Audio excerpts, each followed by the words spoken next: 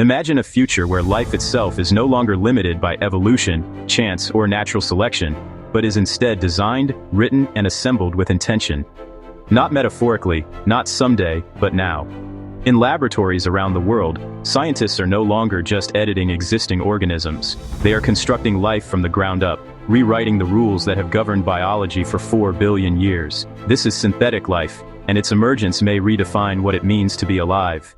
For most of human history, life was something discovered, not designed. Organisms evolved through slow, imperfect processes shaped by environment and survival, guided by pressures no one controlled and outcomes no one planned. Synthetic life changes that relationship entirely. It introduces the possibility that life can be engineered with purpose, optimized for specific outcomes, and created to solve problems nature never anticipated. According to researchers publishing in journals like Nature and Science, synthetic biology is moving beyond genetic modification into a new phase where entire genomes can be designed, assembled, tested, and deployed as functional living systems. Before going further, pause on what that actually means. If life can be written like software, upgraded like hardware, and deployed like infrastructure, then medicine, food, energy, and even survival itself begin to look very different. Diseases that once felt inevitable may become programmable problems. Scarcity may become a design challenge rather than a permanent condition. If understanding that future matters, this is the moment to subscribe, like, and turn on notifications to stay connected to how emerging technologies are reshaping everyday life. Synthetic life is not science fiction, although science fiction has been rehearsing this moment for decades. At its core, synthetic life refers to organisms or biological systems that are designed using engineering principles rather than solely modified from existing life. This includes synthetic genomes, artificial cells, programmable microbes, and hybrid systems that blend biological processes with digital control.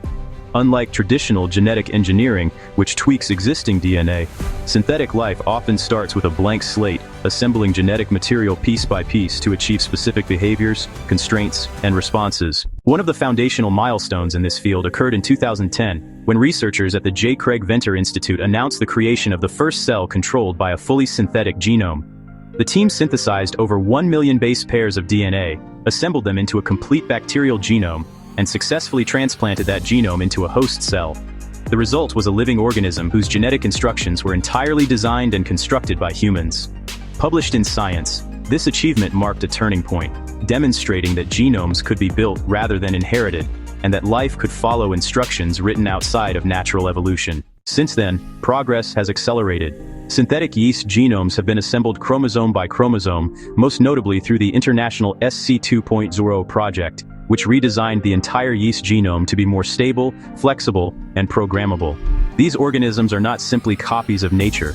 They are optimized systems, stripped of unnecessary genetic clutter, and enhanced with features that allow scientists to rearrange, test, and evolve them on demand. In effect, they function more like biological platforms than fixed species. The promise of synthetic life is immense, but biology is not a clean codebase. Genes do not behave like isolated lines of software that execute exactly as written. They interact in dense, nonlinear networks shaped by metabolism, environment, timing, and feedback loops that are still only partially understood. Writing a genome that functions reliably requires predicting how thousands of components will behave together in a living system over time. Small errors do not politely fail. They multiply, adapt, and sometimes persist. Imagine a microbe engineered to break down plastic waste in the ocean. In the lab, it works beautifully. It consumes synthetic polymers and leaves water cleaner than before. Now imagine that same microbe encountering a new food source, evolving just enough to survive where it was never intended to exist.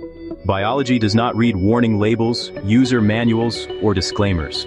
This is why containment and safety engineering are not optional add-ons, but central design requirements from the very beginning. Ethical questions intensify these technical challenges. Creating new life forms forces society to confront uncomfortable territory that extends beyond laboratories. If an organism is designed rather than evolved, does its origin change its moral status? Who is accountable if a synthetic organism causes ecological harm years after deployment? At what point does designing life cross from stewardship into control? Bioethicists have raised concerns about ecological disruption, misuse, and unintended consequences, especially when dealing with systems capable of self-replication and long-term adaptation. These concerns are not abstract. A single bacterium can replicate into billions within hours, spreading far beyond its point of origin. For this reason, Many synthetic life projects incorporate built-in safeguards, such as genetic kill switches, dependence on synthetic nutrients, or altered genetic codes that prevent interaction with natural organisms.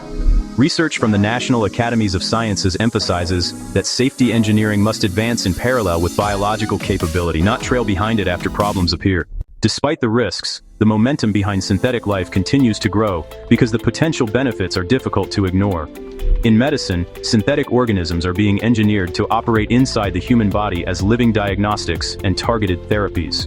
Programmable bacteria have been designed to detect cancer cells, release treatment locally, and self-destruct once their task is complete.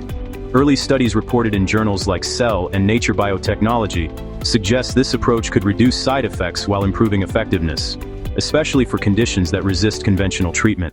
Synthetic life also reshapes survival at a planetary scale. Engineered microbes are already used to produce insulin and vaccines, quietly supporting millions of lives every day. Synthetic genomes could expand this dramatically, enabling rapid responses to pandemics, antibiotic-resistant infections, or food shortages driven by climate stress.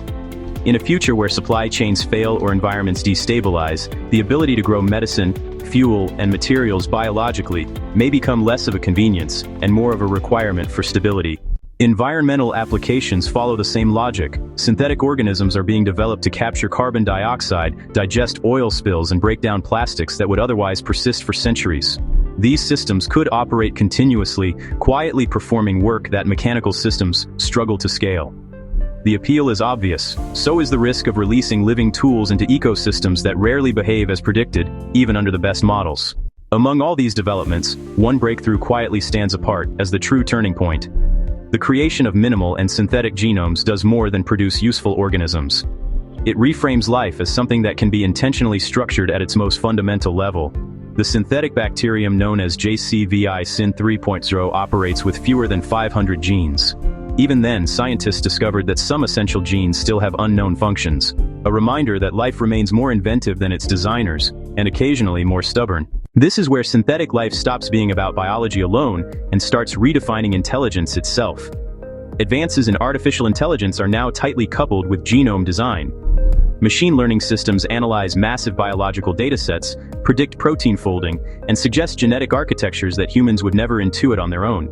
According to research from institutions like MIT and DeepMind, AI-driven biological design is accelerating discovery while challenging the assumption that intelligence belongs only to brains, neurons, or silicon chips. If intelligence can emerge from genetic networks, adaptive feedback, and environmental interaction, then the boundary between thinking systems and living systems begins to blur. Biological computers built from living cells are already being explored. Hybrid systems that merge synthetic organisms with sensors, computation, and decision-making challenge the idea that intelligence belongs exclusively to machines or minds. Evolution may not be the only path to thinking life after all, which is a thought both thrilling and slightly unsettling. If life can be designed, optimized, and guided, what principles should constrain that power? Conversations like this shape what comes next. Subscribe, like, and turn on notifications to stay engaged.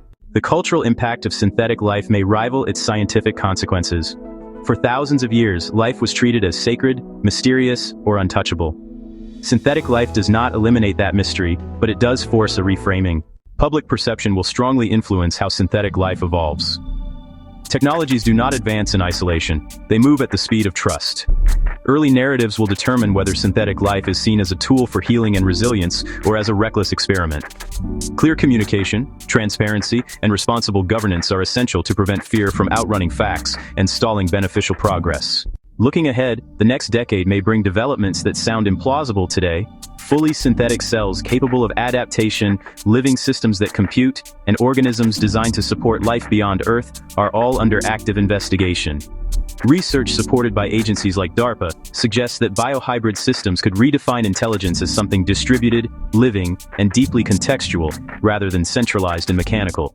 Uncertainty remains unavoidable. Biology adapts, life surprises. Synthetic organisms may behave in ways designers did not predict, especially over long timescales.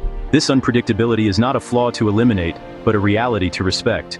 Many researchers emphasize that synthetic life must advance with humility, rigorous testing, and the understanding that control is always partial, no matter how sophisticated the design. At its core, synthetic life forces a confrontation with a question that science alone cannot resolve. Is life defined by how it begins, or by what it becomes? If a designed organism grows, adapts, and evolves, does its artificial origin truly matter? The answer will emerge not from laboratories alone, but from how these creations shape health, survival, ecosystems, and the shared future of humanity. As synthetic life continues to rise, it becomes clear that this is not merely a technological shift. It is a redefinition of humanity's relationship with living systems. The power to design life carries extraordinary promise and serious responsibility. Whether synthetic life becomes a force for healing, resilience, and exploration, or a source of unintended harm, will depend on the choices made now. The story of synthetic life is still being written, not just in genes and code, but in values and decisions. The same question that opened this journey remains unresolved. What truly counts as life when intelligence, design, and biology converge? Thanks for watching. Subscribe, like, and turn on notifications to continue uncovering the technologies redefining reality. This is Tech Mythos.